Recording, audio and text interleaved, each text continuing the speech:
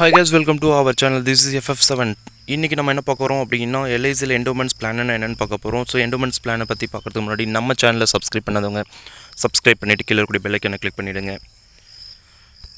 So endowments plan அப்படின்னா, endowments திட்டம் என்பது ஒரு வகையான வாழ்வின காப்பீடு. இதில் காப்பீடு மற்றும் சேமிப்பு அம்சங்கள் இணைக்கப்பட்டு இருக்கும். இதன் முக்கியமான செயல்பாடுகளை பார்ப்போம்.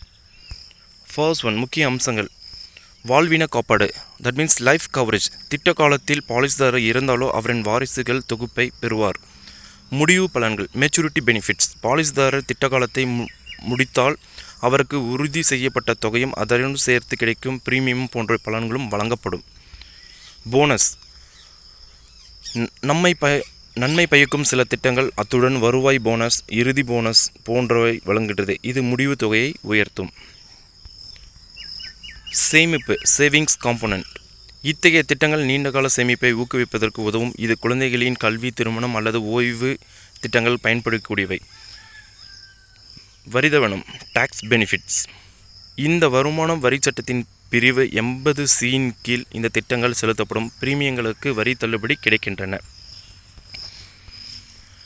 இந்த திட்டம் வாழ்வின காப்பீடு மற்றும் சேமிப்புகளை ஒருங்கிணைக்க விரும்பும் நபர்களுக்கு மிகவும் பொருத்தமான செயல். இதுதான் பார்த்திங்கன்னா என்டோமெண்ட்ஸ் பிளான்.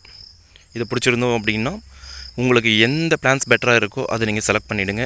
ஸோ மேலும் தமிழில் உங்களுக்கு நான் கொடுக்குறதுக்கு ரொம்ப சந்தோஷப்படுறேன். நன்றி, வணக்கம்.